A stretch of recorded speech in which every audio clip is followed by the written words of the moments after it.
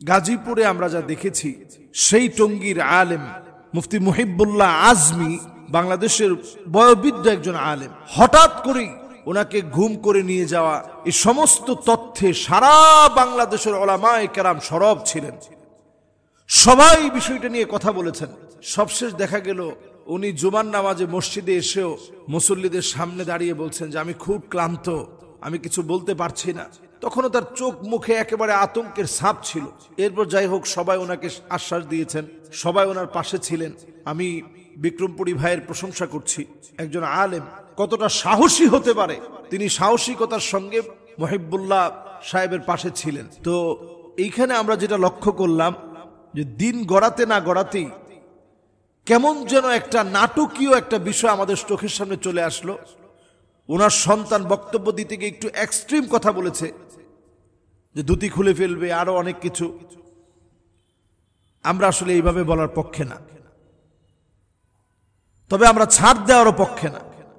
আমাদের একজন আলেমকে কেউ যদি কটাক্ষ করে তার শাস্তি হোক, এটা আমরা কামনা করি।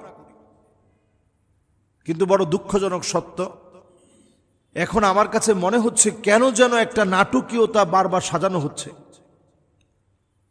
এবং পুলিশের যে বক্তব্য আমরা দেখেছি, এটা বিশ্বাস করার খুব বেশি দরকার আছে বলে আমার কাছে মনে হয় না।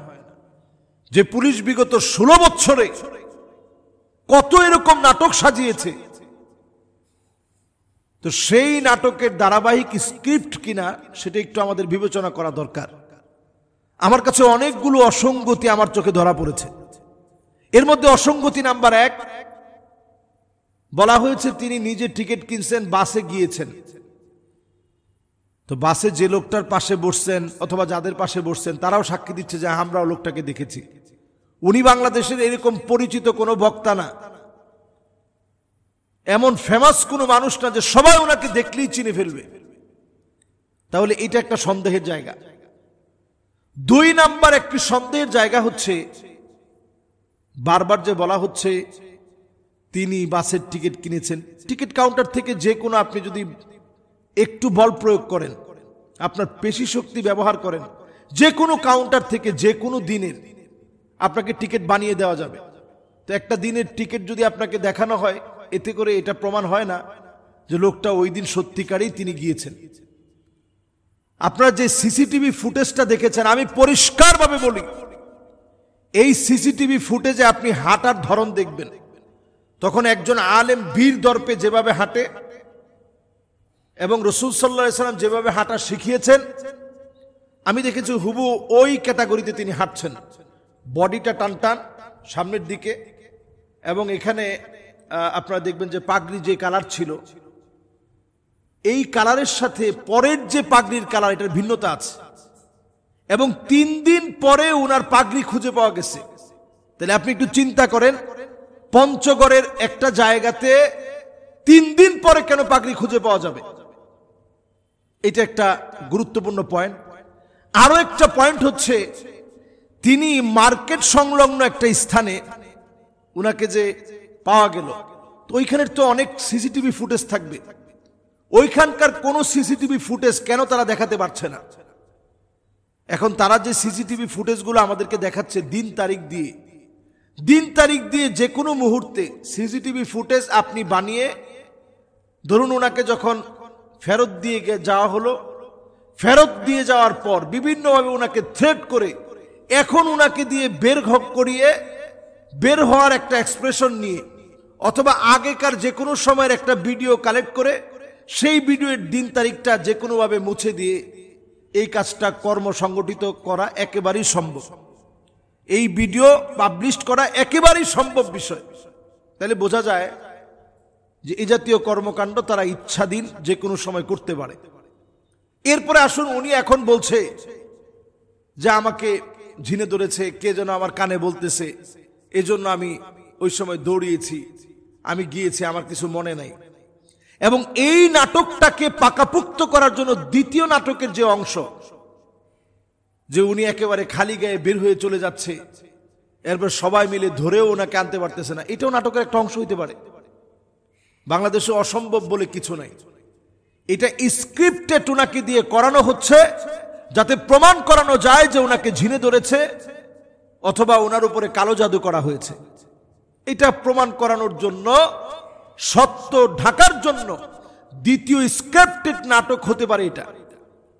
তো দ্বিতীয় স্ক্রিপ্টেড নাটক যদি এটা হয়, আমরা যদি সোচ্চার না থাকি, এই মুহিব্বুল্লাহ আজমি সাহেব তিনি বলেছিলেন, শুধু আমি না, প্রত্যেক মিম্বারের আলেমরা যদি আজকে কথা না বলে সবাই ধরা পড়ে যাবে এবং একজন একজন করে সবাইকে তারা পাকড়াও করবে। তো আমরা এই কথাটা অনেক সময় গুরুত্ব দেই না, গুরুত্বহীন ভাবে আমরা মনে করি উনি বিপদে পড়েছে, আমাদের তো কোনো সমস্যা নেই। যেমন আমি একটু উদাহরণ দিতে চাই, বাংলাদেশে এরকম যত স্ক্রিপ্টেড নাটক হয়, আপনারা দেখবেন আশামনির বিষয়টা নিয়ে সেম। একটা অপ্রাপ্তবয়স্ক বাচ্চা যদি স্বেচ্ছায়ও, বাংলাদেশের আইন বলে ৩৬৫ ধারা অনুযায়ী আইন বলে যে যদি অপ্রাপ্তবয়স্ক এই ১০ বছর ১২ বছর ১৩ বছরের যদি কোনো বাচ্চা যদি তার ইচ্ছায়ও কারোর সাথে সম্পর্ক করে ফেলে, তাহলে এটা ধর্ষণের শামিল। আপনি চিন্তা করতে পারেন, তাহলে এই আইন কি শুধুমাত্র যারা বাংলাদেশে যারা সংখ্যাগরিষ্ঠ আছে তাদের উপরে শুধু আপনি এই আইন প্রয়োগ করবেন? হ্যাঁ, আমরা এখানে সাম্প্রদায়িক কোনো দাঙ্গা চাই না। তাই বলে কি যে লোকটা অপরাধ করেছে, ধর্ষণ করেছে, সে ধর্ষণকারী ৩৬৫ ধারা অনুযায়ী, ৩৭২ ধারা অনুযায়ী আপনি খুলে দেখেন, বাংলাদেশের আইন বলে অপ্রাপ্তবয়স্ক কোনো মেয়ে সে যদি রাজিও থাকে তাহলেও তাকে ধর্ষণ করা হয়েছে। তাহলে দর্শনকারীদের শাস্তি হবে। তাদের শাস্তি কোথায়? আমরা দেখেছি তারা একেবারে হাস্যোজ্জ্বল চেহারায় তারা হাসতেছে। এই জন্য আমরা বলবো যে মুহিব্বুল্লাহ আজমি সাহেবের বিষয়টা একেবারে এড়িয়ে যাওয়া আমাদের দায়িত্ব হবে না। এ বিষয়ে আমরা যেমন সোচ্চার ছিলাম, যদি কোনো আলেমের হকের ব্যাপারে তিল পরিমাণ বিন্দু মাত্র যদি কোনো অন্যায় করা হয়, আল্লাহ তাআলা যেন তাদের পর্দাকে উন্মোচন করে দেয়। আল্লাহ যখন ধরায় দেয় তখন স্কাইপি কেলেঙ্কারি জাতির সামনে পরিষ্কার হয়ে যায়। আল্লাহ যদি ধরায় দেন, ইনশাআল্লাহ এটাও জাতির সামনে পর্দা খুলে যাবে, পরিষ্কার হবে।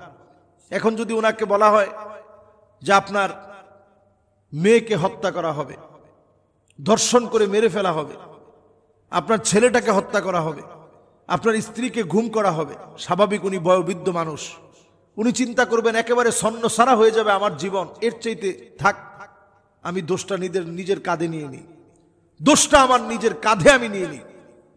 তো এই জাতীয় ঘটনা হয়েছে কিনা এটা তদন্ত সাপেক্ষে দেখা উচিত।